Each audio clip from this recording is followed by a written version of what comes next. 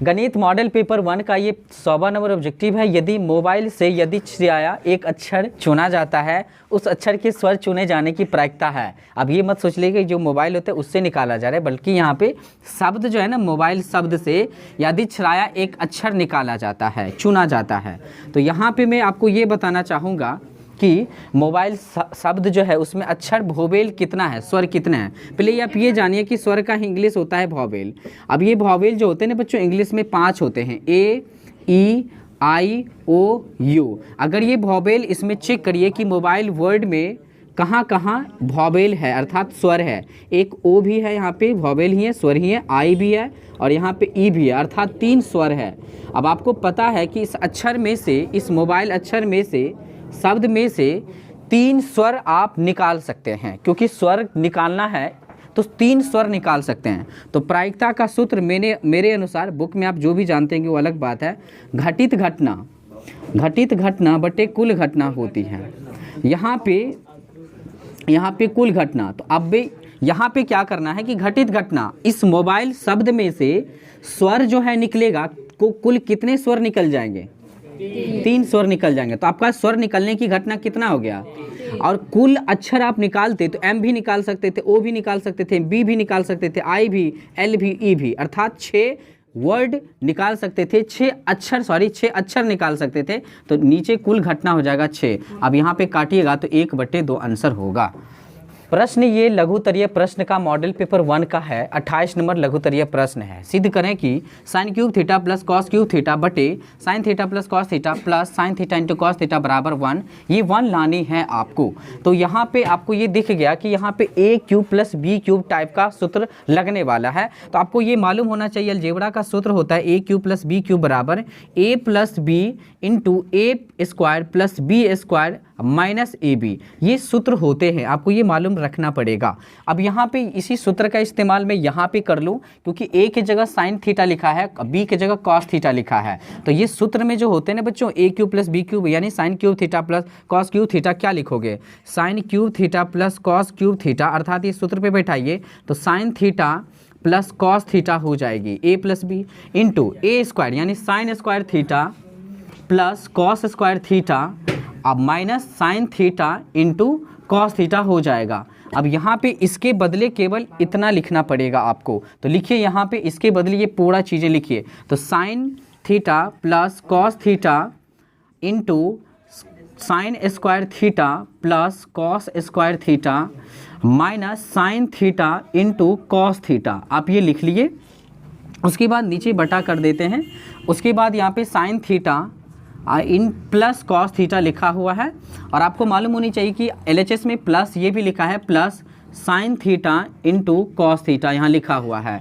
अब आप तो यहाँ पे सीधा सीधा दिख रहा है, ये वाला टर्म सेम है तो ये कट जाएगा, और sign square theta plus cos square theta का फॉर्मूला आप लगा लीजिए, 1 होता है। तो sign square theta plus cos square theta बराबर 1 होगा। इस प्रकार से आपने देखा कि इसका वैल्यू 1 रख लेंगे, इसके बदले 1 minus sine theta into cos theta. अब नीचे कुछ नहीं लिखेंगे, नीचे 1 नहीं लिखा जाता, तो यानी अब ये plus sine theta into cos theta लिखेंगे।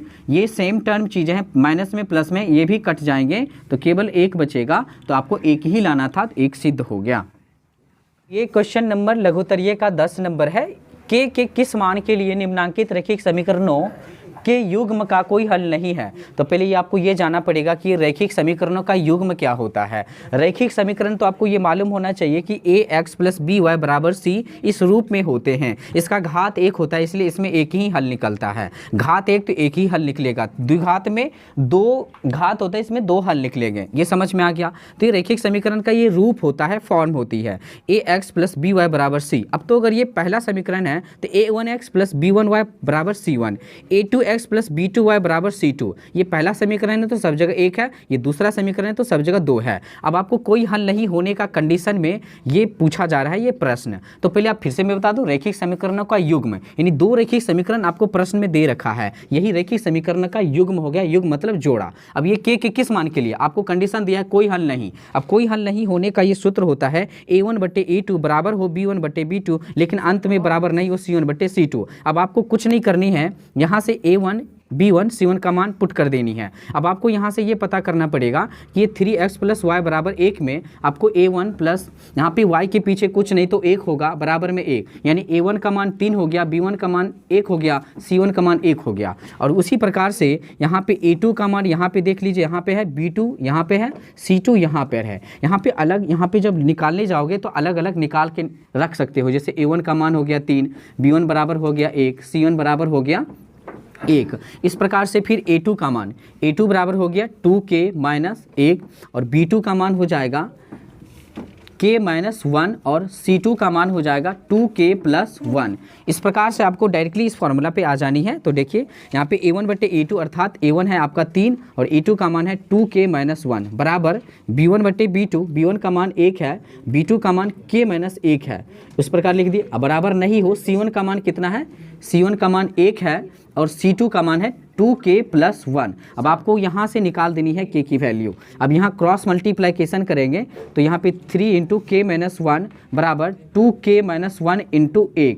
अब देखिए ये 3k हो जाएगा, गुना होगा 3 अंदर जाके दोनों चीज़ों से बराबर में, ये 1 गुना होने से कोई फ़र्क नहीं पड़ेगा। तो इस तरीके से k को अंदर लाइएगा, -3 को उस पार ले जाइएगा तो 3k - 2k हो जाएगा बराबर में -3 -1 लिख देंगे पहले, -3 उधर जाएगा तो +3 हो जाएगा, 3k में एक 2 के घर जाएगा, k बचेगा और -1 + 3 का मान 2 हो जाएगा, k की वैल्यू यहाँ पे 2 आएगा। तो मॉडल पेपर 1 का ही ये लघुत्तरीय प्रश्न है, 12 नंबर क्वेश्चन। 6x² - 7x - 3 के शून्य ज्ञात करें। पहले शून्य ज्ञात कर लेंगे एवं शून्यकों एवं उनके गुणकों के बीच के संबंध की जांच करनी है। ये आपको क्वेश्चन हर एक साल पूछ ही देते हैं, तो आप ध्यान से देखिए। अब ये यहाँ से शून्य ज्ञात करेंगे। शून्य का अर्थ होता है x का मान, अर्थात आपको x की मान ज्ञात करनी है। तो ये गुणनखंड मेथड से ज्ञात कर सकती हैं। -9x + 2x - 3, यहाँ पे अलग अलग चिन्ह है तो घट के -7x आ जाएगा और 9 दूनी 18, दोनों छोर वाले का गुना के बराबर है 6 × 18। अब यहाँ से क्या कॉमन आएगा तो आपको 3 कॉमन आ जाएगा। 3x यहाँ पे क्या बच जाएंगे 2x, यहाँ पे 3 कॉमन लिए हैं तो आपको 3 बच ही जाएंगे, प्लस 1 कॉमन लीजिए 2x - 3, यहाँ से 2x - 3, यहाँ पे 3x + 1 बच जाएंगे आपको। उसके बाद यहाँ से बराबर में मान 0 करके x की वैल्यू निकाल लेनी है। तो यहाँ पे इस दोनों का मान 0 करना होगा क्योंकि 0 तो अब यहाँ 2x बराबर 3 हो जाएगा, x का मान 3/2 हो जाएगी। यहाँ से 3x बराबर -1 होगा और x बराबर हो जाएगा -1/3। अब यहाँ से x की वैल्यू निकाल लिए हैं हम लोग ने, x की वैल्यू हमने निकाला। उसके बाद मेरा ये शून्यक हो गया, अर्थात ये एक अल्फ़ा का मान हो गया 3/2, अर्थात एक बीटा का मान हो गया -1/3। अब आप सोच रहे होंगे कि यही तो शून्यक है। यहाँ पे शून्यक आपने ज्ञात कर लिया। अब आपके शून्यक और गुणकों के बीच का संबंध ज्ञात करनी है। तो यहाँ पे 6x² - 7x - 3। अब यहाँ पे इस समीकरण में जो गुणांक होगा ये a का मान यहाँ पे 6 है, x का गुणांक b होता है, b का मान -7 है और जो बच गया आपका वो c होता है, c का मान -3 है। अब इस अनुसार से गुणांक की जांच करनी है शून्यक और गुणांकों के बीच। तो आप अपने अनुसार, ये आपने निकाल लिया, ये शून्य ज्ञात कर लिया, तो आपके अनुसार जो शून्यक हुआ एक 3/2 हुआ, एक -1/3 हो गया। बहुत बढ़िया। अब आप अपने अनुसार यहाँ पे शून्यकों का योग निकालिएगा, शून्यक का योग निकाल लीजिए यहाँ पे। तो यहाँ पे आ जाएगा एक 3/2 है और एक -1/3 है। तो यहाँ पे एलसीएम लीजिएगा 3/2 अब -1/3 का, तो यहाँ पे आ जाएगा एलसीएम लीजिएगा 6 होगा, 2 से भाग देगा 3 ऊपर जाएगा 9 हो जाएगा, -3 से भागा लगेगा 6 में तो 2 बार में 2 1 से गुना हो जाएगी, तो 7/6 होगा यहाँ पे। अब यहाँ शून्यकों का गुणनफल नहीं दिखाई दे रहा,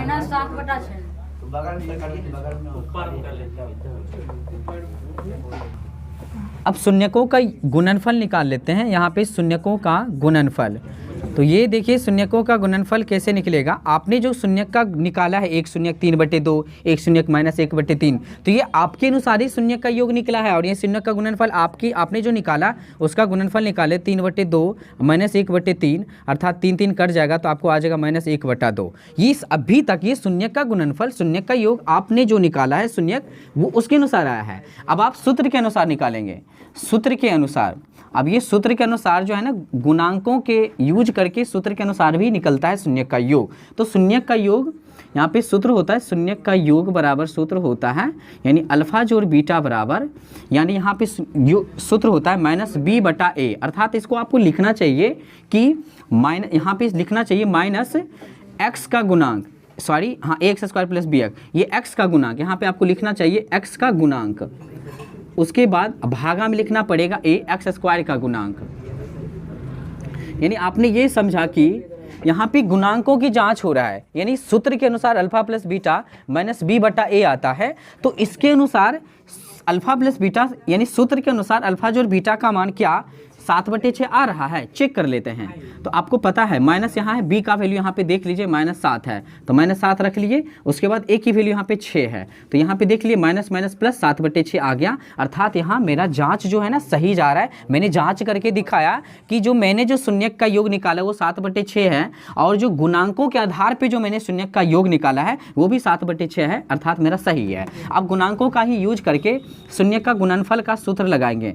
शून्यक का गुणनफल, अब यहाँ देख लीजिए शून्यक का गुणनफल का सूत्र आपको पता है अल्फा इंटू बीटा बराबर होता है सी बटे ए। अब देखिए यहाँ पे सी को आप लिख लीजिएगा, क्या सी को लिख लीजिएगा, यानी यहाँ पे सी को लिखेंगे कि यहाँ पे किसी का यानी अचर मान होगा, यहाँ पे जो अचर है ना अचर मान यानी -3, और यहाँ पे ए एक्स स्क्वायर का गुना क्या है 6 सी बटा ए, यानी ये -3 सी हुआ, ए का मान 6, यानी यहाँ पे देख लीजिए काट जाएगा तो -1/2 बचेगा। यहाँ पे भी देखिए आपके अनुसार शून्य का गुणनफल -1/2 आया था, आपने जो निकाला था 2 शून्यक उसके अनुसार दोनों का गुणनफल -1/2 आया था, लेकिन सूत्र के अनुसार शून्य का गुणनफल अभी आया -1/2, अर्थात आपने जांच कर दिया, यानी शून्यकों और उसके गुणांकों के बीच का जांच हुई।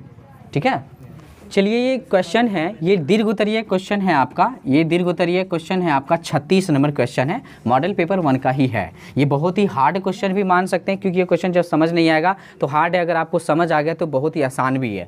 देखिए ये शंकु आकार का एक बर्तन है जिसमें पानी भरा हुआ है। अब तो अगर आप ये करना क्या है, जैसे खुद सोचिए अगर कोई बर्तन में पानी भरा हुआ है, उसमें गुल्ली गोलाकार का होता है, कुछ गुल्लियाँ उसमें डालिएगा तो पानी जाहिर सी बात उसे बाहर निकल जाएगा, और जब पानी बाहर निकल जाएगा तो जितना पानी बाहर निकला उस पानी का आयतन और जितना आपने गुल्ली निकाला उसका आयतन तो कुल गुल्ली का आयतन बराबर होगा। फिर से सुनिए, कोई बर्तन में आपने पानी भरा हुआ कोई बर्तन में पानी भरा हुआ है, उसमें कुछ गोलियां जो है गुल्ली यानी गोलाकार का जो गुल्ली होता है उसमें आपने रख दिया, 1 मुट्ठी या 2 मुट्ठी जितना भी गुल्ली उसमें रखना है, तो पानी जो भरा हुआ है जाहिर सी बात है को पानी निकल जाएगा, तो जितना पानी निकलेगा उतना ही गुल्ली का आयतन होगा, यानी जितना कुल गुल्ली का आयतन होगा उस कुल गुल्ली का आयतन के बराबर ही पानी निकलेगा। समझ में आ गया? वही चीज हमको यहाँ करना है। यहाँ पे शंकु जैसा एक बर्तन है जिसमें पानी भरा हुआ है, उसमें जो गोलियां है ना गोलाकार जैसा होता है जिसका त्रिज्या 0.5 सेंटीमीटर दी रखी है, उसमें बहुत सारा गुल्ली इसमें भरा जाएगा। बहुत सारा गुल्ली जो भरा जाएगा, जब आपने गुल्ली भरा है तो उसका 1/4 इस शंकु के आयतन का 1/4 भाग जो है ना, शंकु के आयतन का 1/4 भाग पानी निकल जाता है, यानी शंकु का आयतन 1/3 पाई r² h होता है आयतन, उसका 1/4 आयतन यानी शंकु के आयतन का 1/4 भाग पानी जो है बाहर निकल जाता है, और जितना पानी बाहर निकलेगा उतना ही कुल गुल्ली का आयतन होगा। यानी हम मान लेते हैं कि गुल्ली की संख्या n है, गुल्ली की संख्या n है और एक गुल्ली का आयतन यहाँ पे निकाल लेते हैं, गोलाकार होता है, गोला का आयतन 4/3 पाई r³ हो जाएगा। यहाँ पे r शंकु का त्रिज्या का यूज होगा, यहाँ r गोला का त्रिज्या यूज होगा। अब मैं फिर से समझा दूं, यानी कहा गया है कि मतलब ये हुआ कि जो शंकु का जो आयतन है, शंकु के आयतन के 1/4 भाग पानी बाहर निकल गया। अब उतना ही पानी बाहर निकलेगा जितना कि कुल गुल्ली का आयतन होगा। कुल गुल्ली का आयतन, इसमें ना गोलियां की संख्या पूछी जा रही है, कितना गुल्ली उसमें डाला गया है, तो आपको ये पता है कि एक गुल्ली का आयतन निकाल सकते हैं, यानी एक गुल्ली का आयतन में गुल्ली की संख्या, कुल गुल्ली की संख्या गुना कर देंगे तो कुल गुल्ली का आयतन निकल जाएगा। जैसे एक चॉकलेट का दाम 2 रुपया है तो 10 चॉकलेट का दाम 20 रुपया होगा, यानी 2 रुपया में आपने क्या करनी है 10 गुना कर देते हैं। ठीक उसी प्रकार एक गोला का आयतन में n गुना कर देंगे, n गुल्लियाँ होगा तो कुल गुल्ली का आयतन निकल जाएगा, और कुल गुल्ली का आयतन बराबर होगा जितना पानी निकला था उस गुल्ली के कारण। हो गया यहाँ से। अभी 1/4 1/3 यहाँ पे लिखा है, पाए रखे रहेंगे। आर यहाँ पे जो आर है ना, शंकु का आर दिया है 5 × 5 हो जाएगा, और एच शंकु का एच भी दे रखा है 8 सेंटीमीटर, तो आप 8 सेंटीमीटर पुट कर दीजिएगा। एन आपको निकालनी है, गुल्ली की संख्या निकालनी है, 4/3 पाए रखे रहेंगे। और ये आर जो है ना 0.5 सेंटीमीटर हाफ सेंटीमीटर होता है, तो हाफ सेंटीमीटर 3 बारी गुना कर देंगे, काहे कि क्यूब यहाँ पे लिखा हुआ है। अब आपको कुछ नहीं करनी है, एन की वैल्यू यहाँ से निकालनी है, एन की वैल्यू यहाँ पे 100 आ जाएगा, यही होगा आंसर। उतरिए मॉडल पेपर 1 का ये 30 नंबर प्रश्न है, बहुत ही अच्छा प्रश्न है। बिहार बोर्ड ऐसे प्रश्न गारंटी आपको पूछ ही देते हैं, चाहे ऑब्जेक्टिव हो चाहे लघुत्तरीय हो। पहले आपको ये जानना जरूरी है कि दो क्रमिक क्या होता है, लगातार होता है, क्रमागत उसी को कहते हैं। तो दो क्रमिक प्राकृतिक संख्याओं के वर्गों का योग 421 है। इससे पहले हम आपको ये सारा बेसिक बताना चाहेंगे। दो क्रमागत प्राकृतिक संख्या, पहले तो आपको पता है प से प्राकृत, प से पहला से स्टार्ट होने वाला, अर्थात गिनती की संख्या को प्राकृतिक संख्या यानी प्राकृतिक संख्या कहते हैं। 1 2 3 डैश डैश ये प्राकृतिक संख्या है। अब आपको पता है कि हर एक प्राकृतिक संख्याओं के बीच में अंतर 1 का होता है। 1 में 1 जोड़िएगा 2 आएगा, 2 में 1 जोड़िएगा 3 आएगा। तो अब आपको मान लेना है कि अगर पहला प्राकृतिक संख्या x है तो उसमें 1 जोड़ देंगे तो अगला प्राकृतिक संख्या आ जाएगा, यानी अगला यानी लगातार यानी क्रमागत, यानी पहला प्राकृतिक संख्या अगर x है तो अगला प्राकृतिक संख्या x+1 आएगा, ये माना हुआ है। तो ये चीज़ें समझ के उसी प्रकार से दो क्रमागत पूर्ण संख्या, पहले पूर्ण संख्या होता क्या है, शून्य सहित गिनती की संख्या को, यानी शून्य से स्टार्ट होने वाली संख्या लेकिन पूर्ण होनी चाहिए, पॉइंट में नहीं, यानी 0 1 2 3 4 5, यानी हर एक पूर्ण संख्या में एक अंक का अंतर है। 0 में 1 जोड़ेंगे 1 आएगा, 1 में 1 जोड़ेंगे 2 आएगा, 2 में 1 जोड़ेंगे 3 आएगा, ये सभी पूर्ण संख्या हैं। तो आपको ये मान लेना है कि अगर पहला संख्या हमारे द्वारा पूर्ण संख्या माना गया x है तो उसमें 1 जोड़ेंगे तो अगला पूर्ण संख्या आ जाएगा, यानी दो क्रमागत पूर्ण संख्या को माना हुआ फॉर्म x, तो अगला पूर्ण संख्या x+1 होगा। अब ये दो क्रमागत सम संख्या होता क्या है, तो आपको पता है कि 2 से विभाजित होने वाली संख्या, यानी 2 4 6, यानी अगला सम संख्या होगा तब जब 2 जोड़ते हैं, फिर अगला सम संख्या 2 जोड़ने से आता है। यानी आपने सीखा कि अगर पहला सम संख्या x मान लेंगे तो यानी अगला सम संख्या में 2 जोड़ना पड़ेगा, यानी x+2 होगा। ठीक उसी प्रकार दो क्रमागत विषम संख्या, आपको विषम संख्या उदाहरण बता देते हैं। 1 3 5, यानी 2 जोड़ने से आता है विषम संख्या भी और सम संख्या भी, तो यानी x अगर पहला विषम संख्या है तो दूसरा विषम संख्या x+2 होने से होगा। अब आपको ये समझ आ जाएगा। दो क्रमिक प्राकृतिक संख्या, पहले आप दो क्रमिक प्राकृतिक संख्या लिख लीजिए। एक पहला प्राकृतिक संख्या x है तो दूसरा प्राकृतिक संख्या x+1 होगा। आप बिहार बोर्ड ऐसा भी प्रश्न आ सकता है, दो क्रमिक प्राकृतिक संख्या नहीं रहेगा, दो क्रमिक सम संख्या ऐसा भी रहेगा। तो दो क्रमिक यानी क्रमागत सम संख्या, तो एक x होगा, एक अगला x+2 होगा। तो आप अपने समझ लिया दो क्रमिक प्राकृतिक संख्याओं के वर्गों, पहले वर्ग कर दीजिए, मैंने वर्ग कर दिया, यानी ये दो क्रमिक प्राकृतिक संख्या जो आपने जाना है ना उसका वर्ग कर दीजिए। उसके बाद आगे पढ़िए, वर्गों का योग यानी योग कर देना है। बराबर में कितना दिया है, 421 दिया है। अभी इसका हल करेंगे, बीच में द्विघात समीकरण आएगा, द्विघात समीकरण से 2x का मान आएगा, वही दो संख्या इसका निकल जाएगा। तो यहाँ से करना क्या है, x², यहाँ पे a + b का होल स्क्वायर का फॉर्मूला a² + b² + 2ab होता है, बराबर में 421 लिखेंगे। अब देखिए दो जगह x² है तो 2x² हो जाएगा, और 1 का स्क्वायर 1 होता है तो 1 लिखेंगे, और 2x × 1 + 2x ही होगा, बराबर में 421 लिखेंगे। अब आपको पता है कि x वाली टर्म को एक साथ लिखेंगे, 2x², ये 2x प्लस यहाँ लिखना है, और 421 यहाँ +1 लिख लेंगे, 421 अंदर आएगा तो बराबर में 0 आएगा। 1 में 421 घटेगा तो 420 बचेगा, यहाँ पे +2x - 420 होगा क्योंकि बड़े अंक में माइनस लगा था। अब यहाँ पे 2 कॉमन ले लीजिए, क्योंकि 2 कॉमन लेने से आपका सिंपलेस्ट हो जाएगा समीकरण, तो x बचेगा माइनस, यहाँ पे 2 कॉमन लीजिएगा तो 210 आएगा, बराबर में 0। ये 2 0 से भागा होगा 0 हो जाएगा, अर्थात ये खत्म हो जाएगा। x² + x - 210 बराबर में क्या आएगा, 0 आएगा। यहाँ पे आपको करना क्या है, यहाँ पे 15 और 14 में आ जाता है, यानी x² + 15x - 14x - 210 बराबर में 0। अब यहाँ से x कॉमन लीजिएगा तो x + 15 बचेगा, अब -14 कॉमन लीजिएगा तो x + 15 ही बचेगा, बराबर में 0। क्योंकि आपने माइनस कॉमन लिया तो यहाँ पे प्लस ही बचेंगे, क्योंकि माइनस बाहर आ गया तो प्लस बचेगा।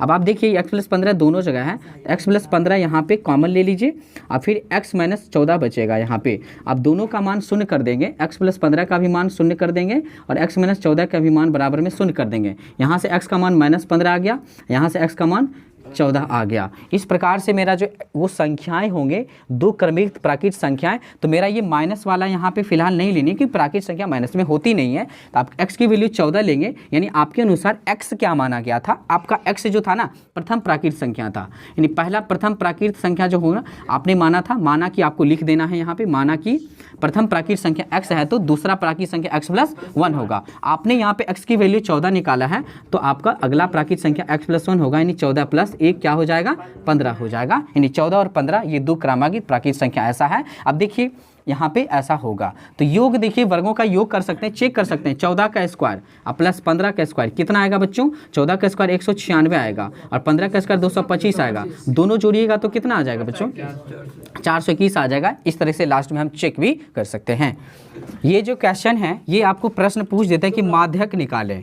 माध्यक यानी माध्यिका को ही माध्यक कहा जाता है। सबसे पहले ये जरूरी जानना है कि माध्यक दो तरीके से निकलते हैं, माध्यिका दो तरीके से निकलते हैं। जैसे मैं क्वेश्चन आपको बताऊं, जैसे 2, 4, 6, 8, 10, अब यहाँ पे भी माध्यिका पूछा जा सकता है, तो यहाँ पे माध्यिका निकल जाएगा डायरेक्टली, यहाँ पे हो जाएगा जो सबसे मध्य में रहेगा वही माध्यिका होगा। लेकिन ये तब ऐसा करते हैं जब डेटा जो है आंकड़ा आप बढ़ते क्रम में सजा देते हैं। ये ऑलरेडी बढ़ते क्रम में सजा हुआ था, तो 2 इधर चला गया, 2 उधर चला गया, जो बीच में आएगा वही माध्यक यानी माध्यिका होता है। ये ग्रुप्ड नहीं है, समूहित नहीं है, ये समूहित अवर्गीकृत है, वर्गीकृत नहीं है। वर्गीकृत ये हुआ, वर्गीकृत मतलब ये है ना जो 0 से 10, 10 से 20, 20 से 30, ये वर्गीकृत कहलाते हैं। ये वर्गीकृत डाटा आंकड़ा कहलाया, ये अवर्गीकृत आंकड़ा कहलाया। ऐसा भी प्रश्न आ सकता है, जैसे मान लीजिए 2, 4, 6, 8, इसका आपको माध्यिका या माध्यक पूछेगा, तो यहाँ पे क्या होगा कि बीच में जो आएगा वही माध्यिका कहलाता, आप जानते हैं। ये बढ़ते क्रम में सजा हुआ है, ये 2 इधर चला गया, 8 उधर चला गया, बीच में 2 आदमी आ गया, यानी 4 और 6 आ गया, तो दोनों को जोड़ के 2 से भाग देंगे तो 10/2 अर्थात 5 आएगा। अब इसका माध्यिका 5 हो जाएगा। ये अवर्गीकृत के माध्यिका निकालने के नियम थे।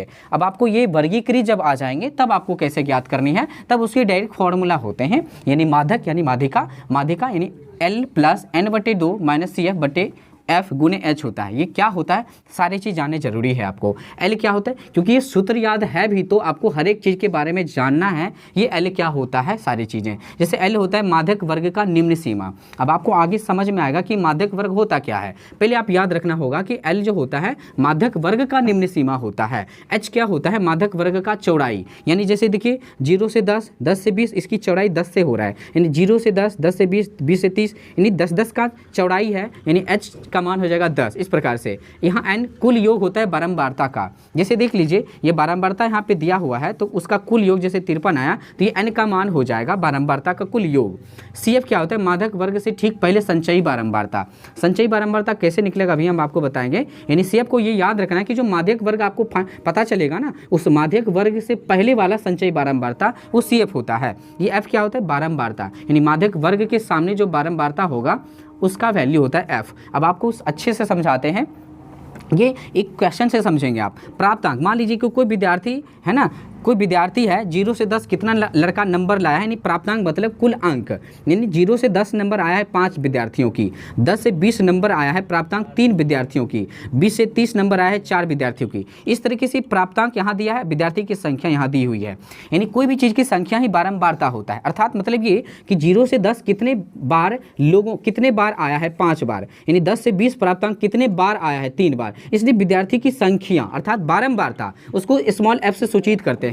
संचयी बारंबारता को CF से सूचित करते हैं, संचयी बारंबारता को CF से सूचित करते हैं। F का अब F से क्यों करते हैं, क्योंकि F से फ्रीक्वेंसी का हिंदी होता है बारंबारता। CF क्यों, क्यूमुलेटिव फ्रीक्वेंसी का हिंदी होता है संचयी बारंबारता, इसलिए CF सूचित किए जाते हैं संचयी बारंबारता को। अब आपको पता चलना है कि ये तो आपको प्रश्न जो है ना, ये दोनों चीज़ें दिए रहेंगे, ये नहीं दिया रहेगा आपको। प्राप्तांक दिया रहेगा प्रश्न में, विद्यार्थी की संख्या दिया रहेगा, संचयी बारंबारता आपको नहीं दिए रहेंगे, आपको निकालनी है। तो निकालने का नियम तो संचयी बारंबारता कैसे, बारंबारता पहला बार लिख लेंगे, 5 यहाँ है 5 लिख लेंगे, जो यहाँ रहेगा वो लिख लेंगे। उसके बाद निचला कैसे लिखेंगे, तो ये जो 5 है ना इसको जोड़ देंगे, यानी ये 5 ये 3 8 हो जाएगा, फिर ये 8 और 4 जोड़ देंगे 12 आ जाएगा, फिर 12 और 3 जोड़ देंगे 15 आ जाएगा, 15 और 3 जोड़ेंगे 18 आ जाएगा, 18 और 4 जोड़ देंगे 22 आ जाएगा। इस तरीके से अंत तक निकाल के लिख लेनी है। आपको ये भी चेक करनी है कि कुल बारंबारता की जो योग होगा अंत में वही आएगा यहाँ पे, यानी आपका सेम है ना, ये मिलनी चाहिए, यानी आपका ठीक चल रहा है। अब आप संचयी बारंबारता का डेटा अपने अनुसार निकाल लिया। अब आपको करनी क्या है, सबसे मेन चीज़ आपको माध्यक वर्ग ज्ञात करनी है। माध्यक वर्ग ज्ञात करने का नियम क्या होता है, जो आपने कुल बारंबारता का योग निकाला है, जो यहाँ आपके